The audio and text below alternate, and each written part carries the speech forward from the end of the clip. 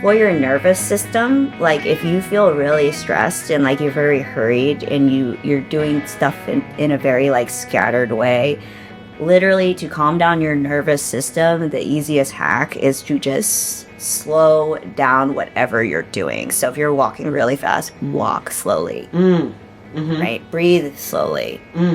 So like it will calm your nervous system down. But like I think of like impatient people, because I feel like I'm a very patient person. Yes. Oh yeah. You're my friend. You're a patient ass bitch. My goodness. Kim, I forgot where you're hanging out. I'm somewhere on Chevy Chase Park, but I'm on the wrong side. It's my first week. Hey, Ponder friends, and welcome back to another episode of Pondersations, the podcast with small thoughts but deep dives. I'm your host, Lilan Bowden, and today my guest is a good friend with a very unique point of view. Her name's Kim Newmoney, and we are pandemic friends. For the first 8 months of us hanging out, we had actually never even seen the bottom halves of our faces because we were wearing masks. Kim is a celebrity photographer. She's a dedicated Aikido disciple. She's a professional extreme roller skater. I'm talking 360 flips, guys. And an engaged community citizen. On top of that, she is incredibly fierce. I would not mess with her. At the time of recording this episode, the genocide in Gaza was in full force, and sadly, even with the ceasefire announced, it still continues. On top of that, we're experiencing what feels like never-ending American attacks, the ones overseas, and with ongoing ICE raids, attacks on our own people. Like the conversation I had with Peyton, Kim and I explore what it is like to live in the world right now and hold the duality of a functioning individual life in a dysfunctional world. For people out there who are navigating the same, this conversation is for you. Also, because I choose to record extremely lo-fi in the coziness of my home, the audio came out a little tiny funky. At times, we might feel like we're in a little fishbowl, but let's enjoy it. Come be a fish with us.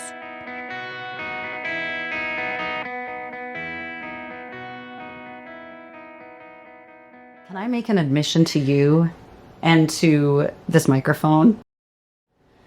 I have been just the thing that I like to spend my time looking up and watching in my downtime now, instead of the horrors that are shown to me on Instagram Reels, is like astrology, oracle, people people who are looking to the stars for answers, and people who claim to be like conduits.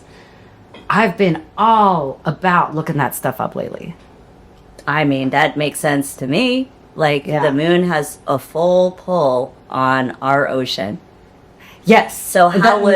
that's verified. Right. Yes. And so why would we not be affected by A star. gravity? You know, Because that's just what or an angle. that's what or keeps your solar system together. spin of something. Like, Yeah. how would we not be affected by something like that? I mean, that's personally how I feel. That's a really good way of putting it. I think that, like, you know,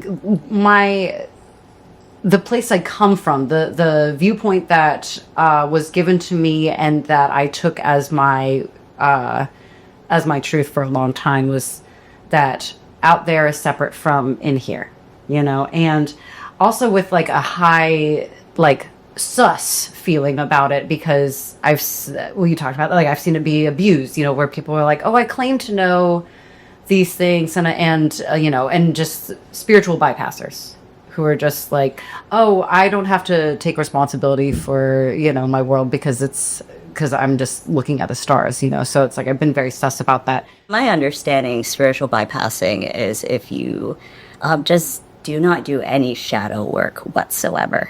And what's shadow work? Is like exploring like maybe the black part of the yin and yang, you know? Interesting. What does that look like to explore the black part of the yin and yang? The yin. It's, you know, it's not the lighter parts. It's not the lighter parts. Like, it's hard for some people to explore the places that light doesn't go. Yeah. And I think that a lot of people who don't want to explore that might be prone to having a view of their life that is completely celestial. It's not on a material plane because Or it's just not whole. Like, not at all. Yeah. I think it's interesting because, like, as a photographer, I like to play with shadow and light. Like, they're both very important things. But then on top of that, it's like, I'm blind as a bat. Like, I'm legally blind as a bat. And, like, I feel like in some other... Well, because you're a photographer, firstly, but also you do, like, a high-impact sport that requires, like, gauging distances and, like, high consequences if you don't, like, make your jumps and stuff. But, like, sometimes I think, like, in a past life or, like, you know, evolutionarily, like, I'd be, like, a shrew underground or, like, in a cave or something because, like, my eyes are just so bad. Wow. Do you think that you... do you connect with that? You're like, maybe I was a... But there are critters in the dark, though. You know what I mean? Yeah, they actually, a lot of, quote, blind as a bat critters have the best perception of where they are location-wise. It's just, like, not the way we see it. But it's like, you know, people who don't explore, like, darker parts of things, I feel like just don't get the whole picture. And what's the whole picture? Like, what do you mean by that? It's just... I mean, I don't know how else to say it. The whole dang picture. No, I agree. I know what you're saying. Where and I've been reading a lot of stuff like that too in the TikToks and the Substacks that I've been coming across, where it's just like the purpose of life is not to avoid negative emotions. The purpose of jumping on in, being in a little vessel meat sack body, you know, is to go through the whole thing. You get no contrast otherwise. You don't know what you have unless you live in the darker parts. You can't expand your light. You can't see it as light, you know. And so I know what you mean when you're saying you miss the point. If you don't live in those darker parts, then you just like, or if you're spending your whole life trying to outrun that, then you miss the point of why you decided to have an experience on this earth in the first place. Decided. Whoa, no. Oops. I let it slip. Ouch. Okay. Well, you said negative emotions, like avoiding negative emotions. Like, I want to point out that, like, negative emotion is still an emotion. Yeah. Like, and you need to feel all of those. Yes. I guess I do believe that we decide to, like, I guess I do believe that there is an energy before this time on Earth that that has consciousness and thought to it, to the point where it's a conscious choice to be here. I guess, I don't know, like... I mean, to me, it's like the basic rule of, like, molecular science is just like energy, mass cannot be created nor destroyed. So by that logic, like, what you're saying is like, duh. Like, I know. I love that you're coming in here and just putting like a hello, like, feeling on all of this. It's like, so obvious to me. Yes. It's like, oh, well, thank goodness I get to have this conversation with you, because for me, I feel like I'm like tiptoeing, creeping, you know, be like, no what if, you guys, what if the moon had an effect on, you know, like, but you're just like, hello, it's water, bitch. Yeah. Well, I think you're sitting in traffic, someone has road rage next to you, like, the rage and the energy of that one person in that one car can affect all the cars around it too. Yes. And I think, like, if you zoom out, like, pretend that's a blood cell, it's like, I don't know. I think it's all connected. It's like, the energy transference is, like, to me, very obvious. I think it's a harder choice, and it's a harder choice physically. Like, we can't just blink our eyes and will ourselves to just not be alive. We have to do some things to make that happen. Yes. There's a perpetual motion of, like, hey, stay alive. It'll be harder to not be alive than alive. But, like, of course, definitely humans find a way. And then there are just months who really want to live that cannot. Yeah, you know, like, but, dark. Again, dark. Very dark conversation we're having, but... I don't think so. I think it's worth pondering. I mean, like, you know, personally speaking, like, as someone who dealt with suicidal ideations in flight at the age of 5, I'd say it's a choice, you know, but then I look at, you know, what's going on in Palestine. Yeah. And, you know, there are people who want to live, they love life, and they don't have the choice, Yeah. you know? Yeah. And I, like, honestly, like, it makes me want to live, you know, for them. But it feels shitty to say something like that. Why does it feel shitty? I think just like, let's make it about them. Let's not talk about, you know, they're just being about be like, oh, well, then I feel like this because of it. It's like, I don't want to make it about me. You know? I understand that. I understand what you're saying, but I think like in this context, we're having a conversation with each other, and part of like you said, everything's connected. You know, when we talk about people in Palestine, we are talking about ourselves. When we talk about ourselves, like, you know, like it's good to explore the relationship that we have with something that is also so like mind-bogglingly unfathomable. You know, I think that part of being able to interface for me with something that is so just like awful is understanding my relationship to it, and something that helps me kind of feel more in my body about it, and not just like look at just the light. Is to connect with somebody. It's like, how are you? You know, and I think everybody who's like, we get to have our lattes on the table right here. We get to like live in these lovely neighborhoods, and we get to like have a lot of joy every day. I think a lot of us feel like so much guilt. That's true for me. I believe it's true for you. We've talked about this before lots of times. And there's like like almost a knee-jerk reaction to be like, but it's not about me, it's about them. It's not about me. I can't center me. I can't, you know. I think just it all has to exist. We have to talk about our relationship, what's happening, as well as what's happening. You know, like that's how other people can see that can make sense of like how they're going to approach what's going on.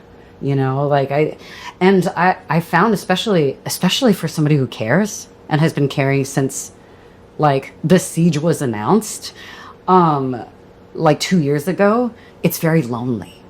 Even still, there's been like this crack in the dam where finally our stupid representatives are like, starving the kids is bad. Yeah, you idiot.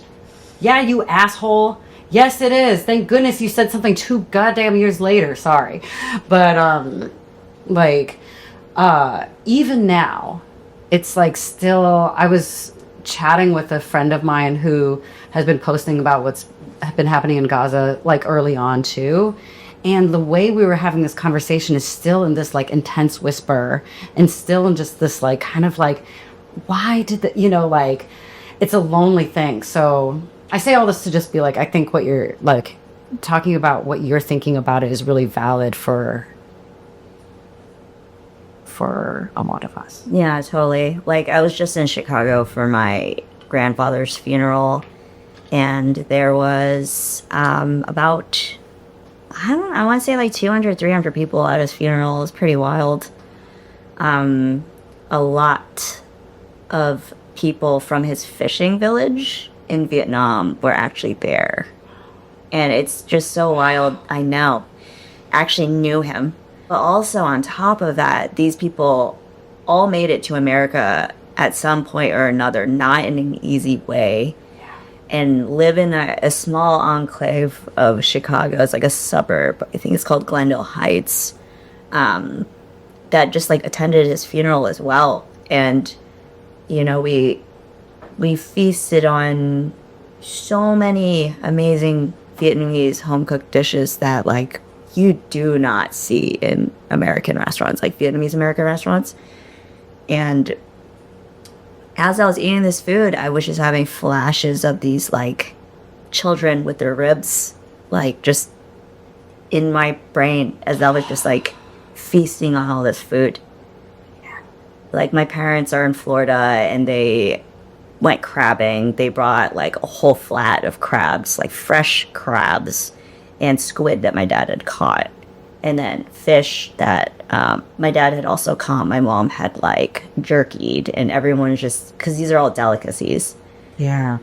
Everyone's just eating all of this, and I'm just thinking about all the starving people, like, who just can't even go into the ocean where they are. Oh, I know. I enjoyed the food, but also Yeah. I was just like, it was just hard not to think about as I was doing it. Not that it was a bad thing to me. I don't think it was. No. It was just like in remembrance of them or in honor of them. I was enjoying the food. I wonder if it's going to be like that for the time to come, is that I think because internet, because we just have to keep on living, because we know what's happening all the time to everybody, is that we're going to get like this new kind of emotional life out of us. So we don't think about like, oh, I'm happy now and sad. Maybe we'll make up words for, oh, I have a gratitude and like a fierce enjoyment of what I'm doing because I'm holding sorrows of other people. And then like at the same time, like, I wonder if we're going to see more of this type of like duality emotion that, like, I know I've been feeling a lot of us have been feeling a lot more, and like that's going to be a new emotional life that we have, rather than like pinging. I don't know, I know that's weird. I don't think that's strange at all, honestly. Like, I think on like a smaller scale, just whenever I check in with friends, like I check in with you all the time, and like, how are you? And Yes. the answer is always, but from you, it's like, I myself personally am good. Yeah. But, the pause that happens after that, it's just implied, it's like, despite everything that's going on, it's like I'm grateful, I'm okay, but also I'm holding space for how wretched it is out there.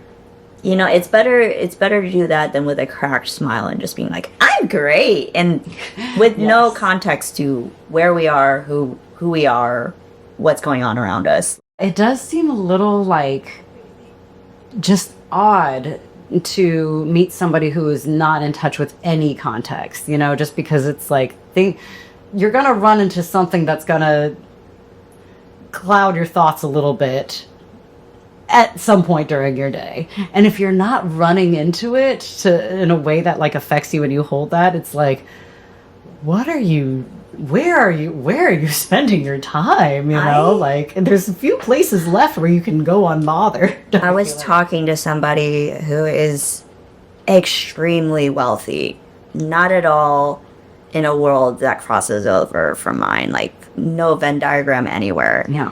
And I just like sort of all the time my mouth was like, yeah, with how the economy is. And he said, the economy, it's great right now. Like the stock market's like at an all-time high. The stock market is at an all-time high, which is really bizarre. But he said that to me with he confusion. was so confused. Meanwhile, like me and my friends Are feeling it. it's dire out in these streets. Feeling it. I mean, me and my friends are actually fine. Like, I have to preface it by saying we are actually fine. But it's like, you can't not feel it. No, this man did not feel it. He did not feel it.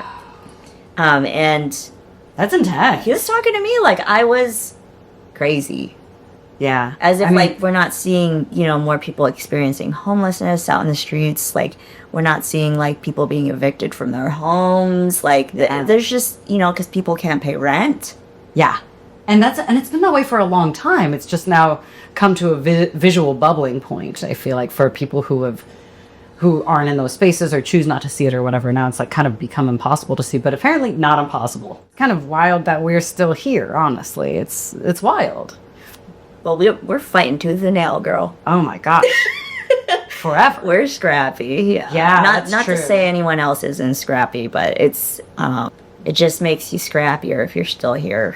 I think so. And like, hey, I've had an exciting time.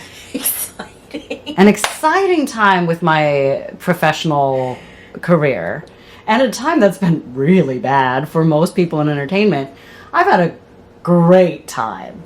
Like, I'm like, I've gotten to do like 2 recurrings on 2 awesome shows. Like I got to be in an A24 movie. Like I've just been having the best time.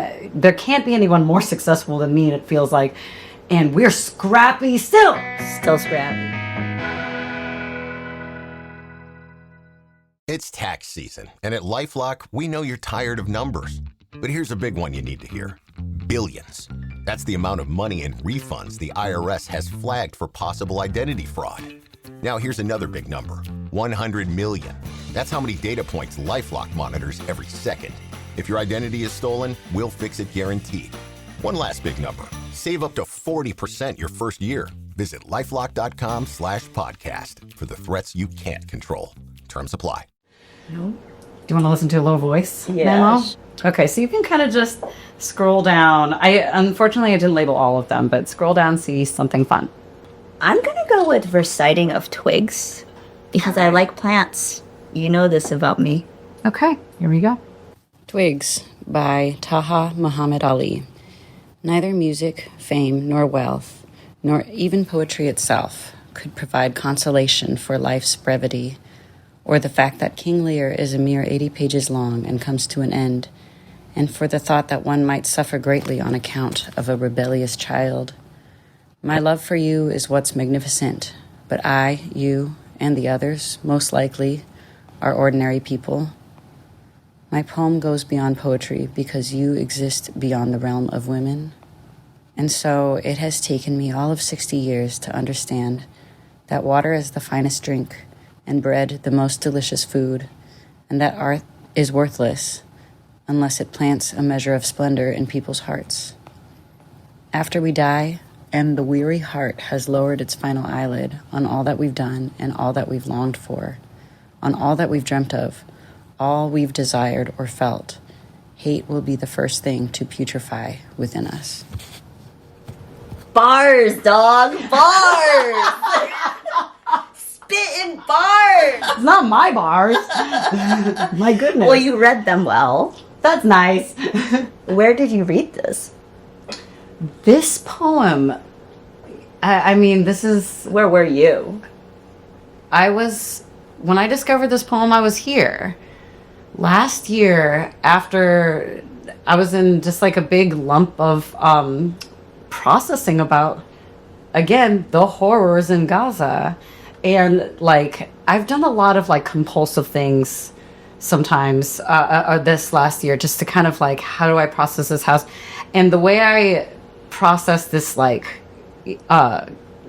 grief and upset over just the worst things I've ever seen is I went on TikTok and I bought like 18 bars of Palestinian soap. I was like, I gotta buy Palestinian soap. That's how I'm helping today. And That's like buying postage stamps when the post office was like, yes, but on a more intricate scale. I don't know. That's complex. what I needed to do that day. I was Yeah. like, I'm gonna be just showering with nothing but Palestinians, Yes, and I very still useful. do. 18 bars goes a long way. And this poem came inside the box. Oh, This poem came inside the Wow. box, and I read it, and I was like, oh my gosh. I had to ask Nick what putrefy meant. One of the last lines is, hate will be the first thing to putrefy within us. Do you know what that means? To dissolve. just So, like, gosh, that last section where it's like, after all that we've been through, after our last eyelid closed, the first thing to go within us is hate. no. It's not part of the plan. It's not part of the beauty. It's not part of humankind. You know, it's a mask. It's a layer that happens when we're in this world. It's not holy. It's not. It's not how we're supposed to be treating each other.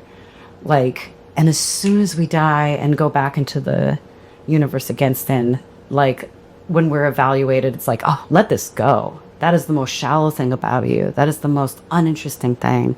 The most unhuman thing about you is your capacity to hate. Well, I just, I think of the transference of energy. Where does the hate go then? Because that's like some negative ion stuff, I would think. Definitely. If we're talking about like past lives, future lives. Like, I remember I was talking about there were like flies in my home and I was killing them and I felt really bad. And my friend said, well, you don't know if that fly was a slave owner in a past life.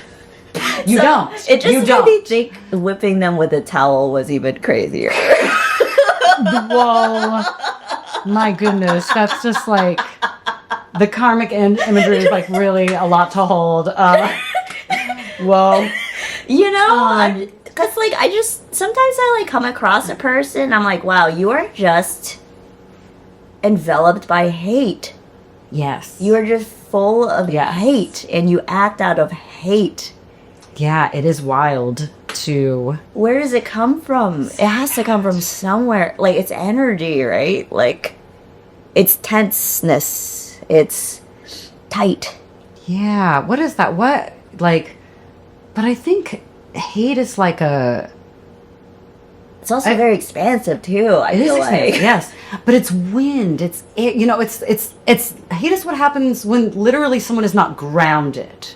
It's not ground. It's not core. It's not substantial. It doesn't have substance in the same way that, like, you know, the earth does. Groundedness, like that connectivity. Hate is what happens when that connectivity is severed, you know, and when we forget that we are all children of God or whatever, you know, like when we forget that we are not part of a collective. You were talking about this earlier in the conversation where it's just like to think that we're separate from space is so, it has like, is so anti-community, you know, and some type of chaos that has just come across in our short human existence on this earth. We just went down this strange chaotic timeline where like we're getting blown around by these winds, but they're winds, you know? And so I think we come into this world holy. I think we come into this world with all the potential to be like, let's go, you know, world, you, me, earth, wind, stars, all together. Let's have a blast. You like music. I like dance. You like not those things, but you like counting leaves, you know, that's your thing, you know, like we're all ready to neuroatypical friends, yes. Yes. We have them all, you know, but somewhere along the way, like we got blustered into this hateful wind and these things, capitalism, patriarchy, white supremacy, you know, like these things that like got us off of alignment. So we don't know how to kind of find our loving selves again. We're caught in wind. And when you're caught in wind, when you're not grounded, when you're severed from the earth, when you're severed from community, when you're severed from the idea that like we're all connected, then you can grow, you can get big and crazy in your hate. Oh. Well, it makes sense to me. Like, I know that for your nervous system, like if you feel really stressed and like you're very hurried and you're doing stuff in a very like scattered way, literally to calm down your nervous system, the easiest hack is to just slow down whatever you're doing. So if you're walking really fast, walk slowly, right? Breathe slowly. So like it will calm your nervous system down. But like I think of like impatient people, because I feel like I'm a very patient person. Yes. Oh, yeah. You're my friend. You're a patient ass bitch. My goodness. Kim, I forgot we were hanging out. I'm somewhere on Chevy Chase Park, but I'm on the wrong side. It's my first need. Like, wait, how do I roller skate? Can you teach me from scratch? You're a patient friend, is what I'm saying. But like, you know, it's I think of this one time I was driving and there was like a Ferrari that just like zoop, like right by me real fast, scared me. And I was like, oh dang. And the person in the car I was with the person, the car I was with, oh my gosh, I can't talk right now. The person I was in the car with said, time is money. And I was like, as a comment to that Ferrari? Yeah, because that person is obviously a dick, first of all. Is this the same person that was surprised when you told him the economy was bad? No. Okay. But it made sense to me, because how much is that car? A Ferrari.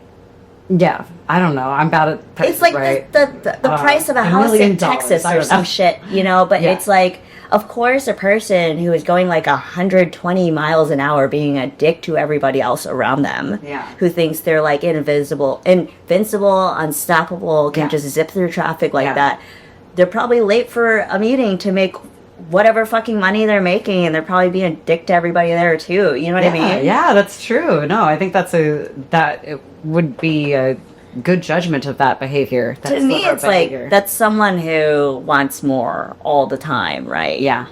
But like time is money. Like that really stuck with me. Like an impatient person like that just cares so much about money and like the grind and just like I know it's necessary to have money to live in this like society. Oh, but your happiness meter. But on that like level is different. Like you get less happy. Yeah. For sure. Yeah. Do you think that money will be a thing of the past? I think back to the time of villages where everybody had a specialty. You know, like my grandfather was a fisherman, and my mom would sell all the fish goods. So it'd be like fish sauce and dried fish. And, you know, they had like a cute little market too. But, like, that was their specialty, and that's, like, you trade that stuff.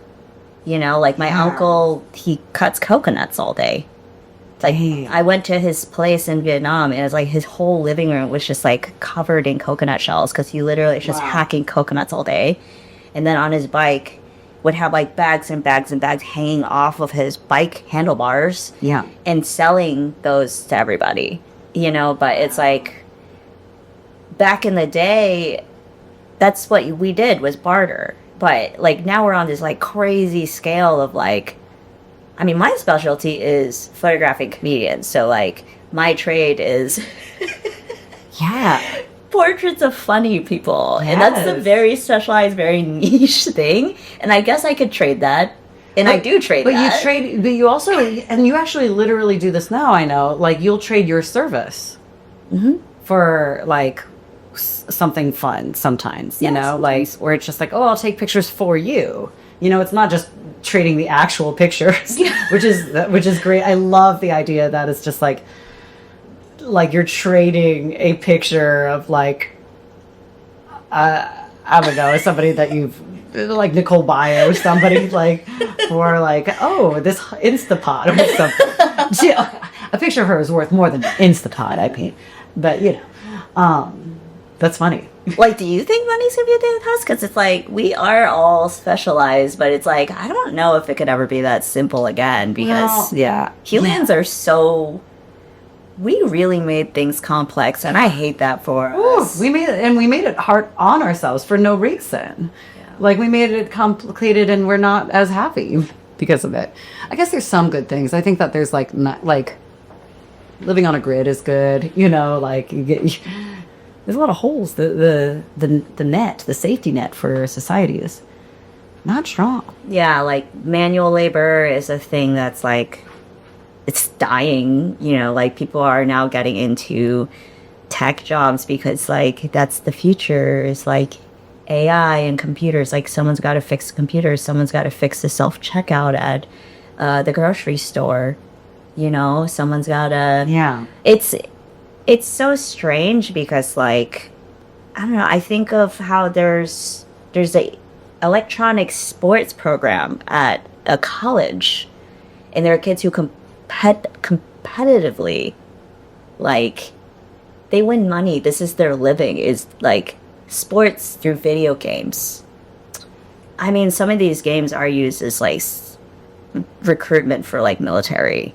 Like, because when you train to do military stuff, they do simulators, and some of these games, like... So it's contributing to it's contributing to the war machine. Yeah.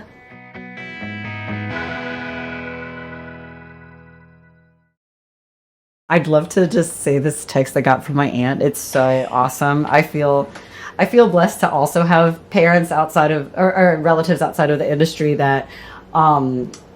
pitch me there, and I gotta just read this one. I don't know if this okay. I'm aiming for Sundance 2026 in Boulder, Colorado. quote, "What have you done for me lately?" End quote. Short comedy film for profit. Snarky. Boomers focused on kids, colleges, etc., but blind to climate, ocean plastics, gun control, food security, etc. Boomers think that's someone else's problem? Exclamation point, question mark, exclamation point. I believe my aunt is pitching me this movie. For you to see it, or No, to make it. Oh, that's really funny. I love it. I love the typos. I'm really obsessed with the typos. It's like it's perfect. It's just exactly like the quintessential text you get from like a loving relative who's like, "I got an idea for you." Well, she seems pretty progressive, which I like. Oh, she rocks. Because Yes. my uncle, on the other hand, on my mom's side, there's 9 of them. Yeah. At my grandfather's casket, we're looking right at my grandfather. Like, he is literally a foot away from me. And I'm looking at him, and my uncle said, "Oh, is there anything you want to say to him? Like, would you like to promise him that you'll, like, get married, have kids?" It's the dropping of that so casually. And he was, like, joking, and everyone laughed. That's what my uncle said to me. I like what your aunt said to you. Oh, mine totally rocks. Yeah. She's cool. I have cool relatives. I do too, but sometimes they say strange things. Yeah, I mean, yes. Yes. Sometimes they do. You know, Sometimes they really do. And like but it is more endearing because it's so much more endearing to hear someone say, something just because they're out of, I mean, it would be threatening if somebody our age said something like that, you know? what were we talking about, Liz? What are we talking about? What should we talk about? I want to know how that poem hit you. What do you got out of from it? Well, to write a poem at all is pretty great. I feel like whenever I talk, it's like a slurry of words and emotions. It's never organized in a way that's like, I don't think I ever organize my thoughts or my words. And so whenever I like come across a poem, you know, that's something you don't just write and then don't look it over again. Like, I feel like a poem is something that is like curated and well thought out, right? Yeah. Oh, yeah. Someone who writes a poem will go over it a couple of times, right? Just to make sure it's just right. Oh, I mean, could be that you workshop it in class, you know, all kinds of, you know, you share with other people, you go through iterations. It changes from year to year, perhaps. Yeah. I mean, I took poetry in college, a couple classes, and kind of just got a little keyhole look of like what it means to be a poet. And there's a lot that goes into it. And it was written by, who was the poem written by? I don't remember. Twigs by Taha Muhammad Ali. Who's that? Taha Muhammad Ali. He's a poet. He's a Palestinian poet. I don't know. I want to know more about that person, you know? All right. Born 1931 in Scrappier, Galilee, to October 2nd, 2011 in Nazareth. Palestinian poet, Taha Muhammad Ali. Ali fled to Lebanon with his family when he was 17 after their village came under heavy bombardment during the 1948 Arab-Israeli War. The following year, he returned to Nazareth, where he lived until his death. Sold souvenirs, and he's got a lot of, he's Died in Nazareth, too. Yeah. I mean, is this the information you were seeking, or like, does this, Oh, yeah. tell me more. I mean, those words coming from someone who died in Nazareth is like, hey, that's just a lot. Yes, I think the poem, had I come across it in an anthology of like random poets, I don't know if it would have struck me the way it did, because you know, it's all I've just been thinking about. It's why I bought that soap, you know. And so it's just like, oh, this comes from the eyes of a person who has seen great loss and been a part of incredible hateful strife, you know, like, or you know, has seen the consequence. Well, I just think it's incredible that he just saw the goodness in people's parts and just talked about hate withering away, whereas, I mean, the first question I had was like, does it wither away? Like, that's really amazing. He lived a full life and still was able to just see, like, the purity and goodness in people. And for me, I'm just like, are people pure? Sure. Especially the life he had where he was just seeing the worst of people. I've seen some pretty bad stuff from people, but I could safely say not to the level that this man has, like on a physical level. I think that's what really, yeah, now that I think about why I like this poem so much, to just want to make a recording of it. I just wanted to make a recording of it because I just liked it so much. I don't do that with poems all the time. And I think that that's part of it to me, is just like, could it be, is this proof that somebody could really have this much forgiveness? And if this person can hold that much forgiveness, does that mean that we're all worthy of forgiveness? Those are big thoughts that came up, I think. Also, it's like my poem goes beyond poetry because you exist. Like, the fact that we're reading this post his death is crazy. And it's pretty wild. I mean, he's right. It goes beyond. It goes beyond. Yeah.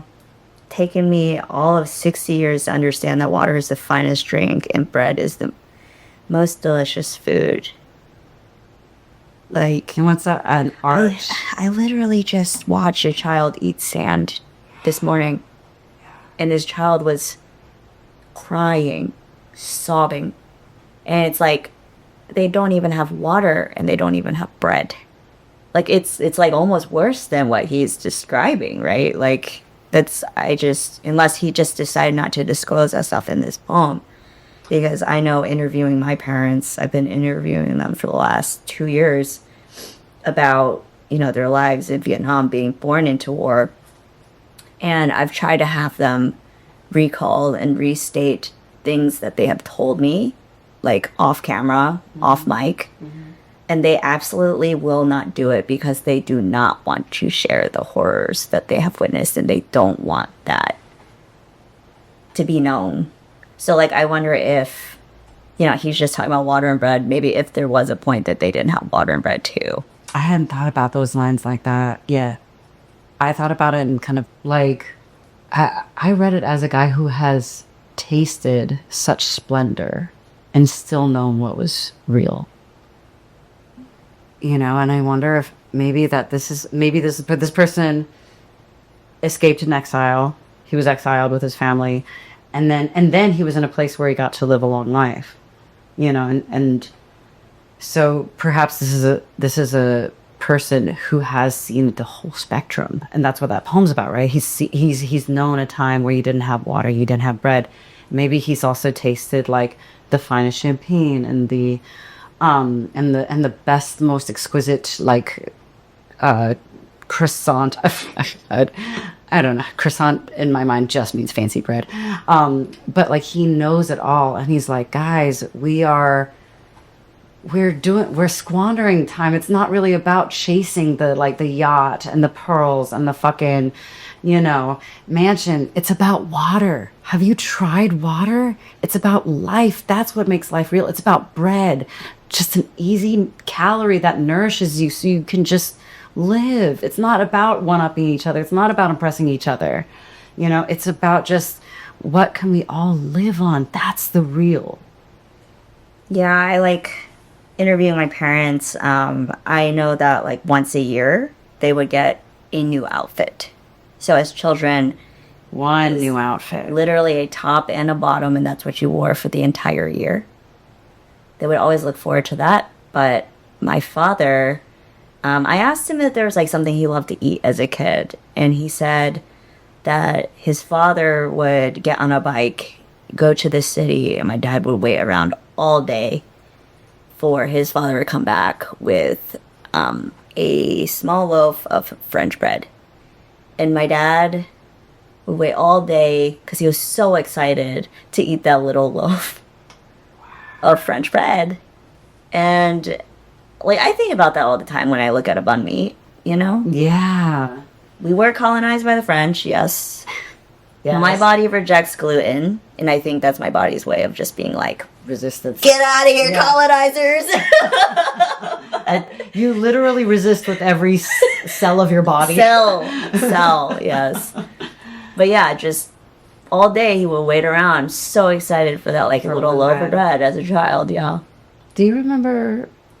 I mean, I feel like we're the last people to have known simple stuff in our childhood, just simple days, you know, because before an iPhone, a little scroll got into our brains, you know. I mean, I'm pretty old, but I did have AIMs as part of like my big high school experience, you know. And that's like kind of the first not hanging out in real life, hanging out online. Stuff, I think. My first thing, Hours. the first thing my brain went to was Britannica. You'd have a collection of encyclopedias that you had to go through to find information. Yes, right? And Like, my dad would use those to he would toast and then flatten a loaf of French bread and give it to me. And I loved that as a child. that's a simple Yes. time. It was like a disc of like crispy bread that I would just like salivate watching my dad do this for me. And the fact that it's an encyclopedia. Right.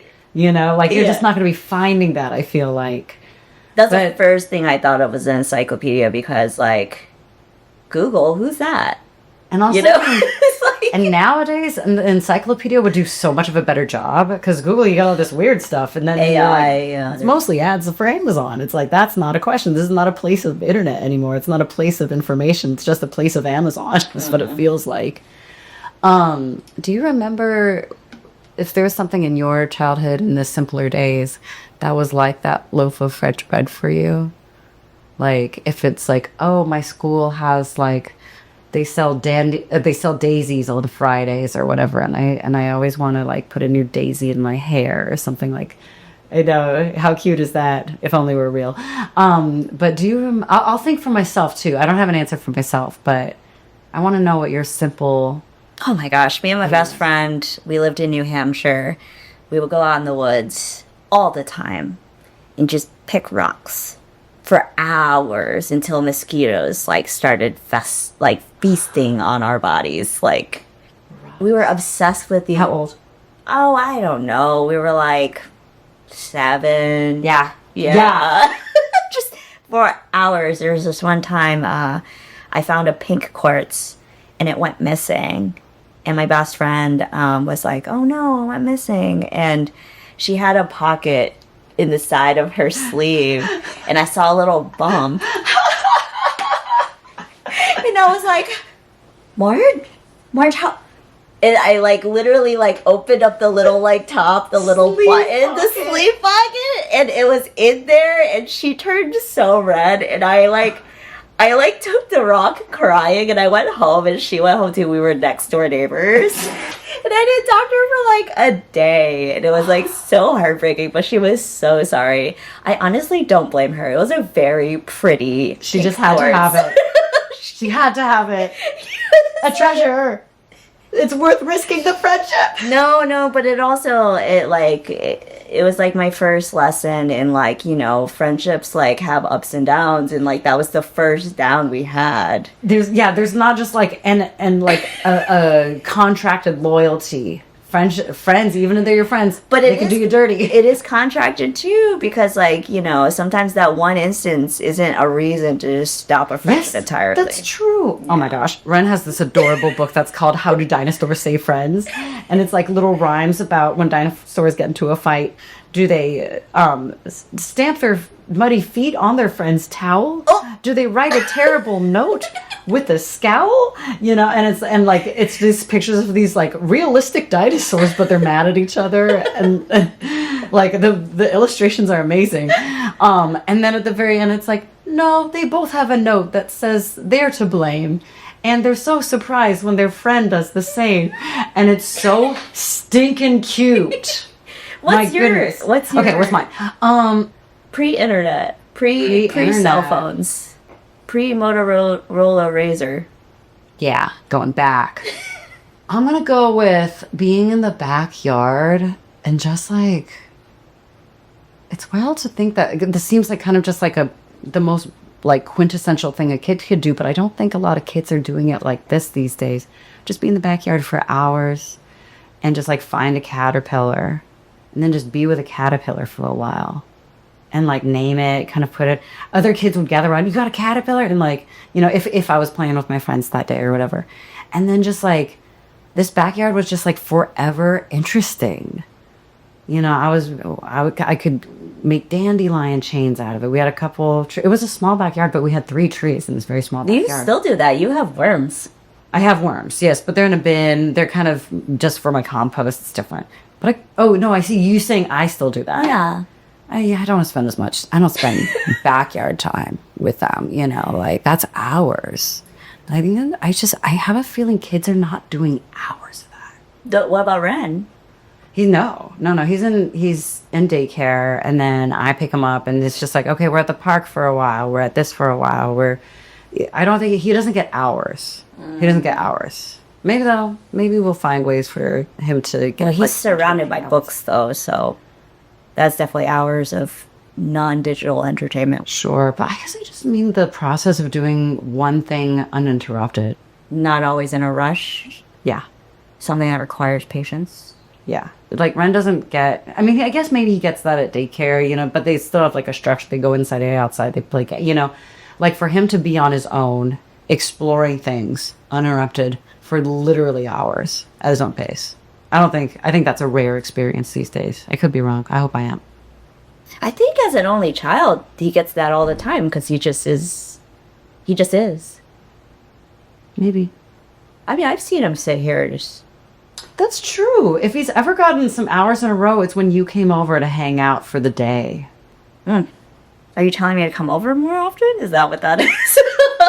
I mean, I'm not telling you. Am I projecting? I don't know. Certainly something about me is telling you. Like, I didn't know. My brain just was like, we'll just skip past the part where we tell Lilan that she wants Kim to come over more. Just... This podcast is a ruse for just making people come hang out with you. Crap, I think you're ready.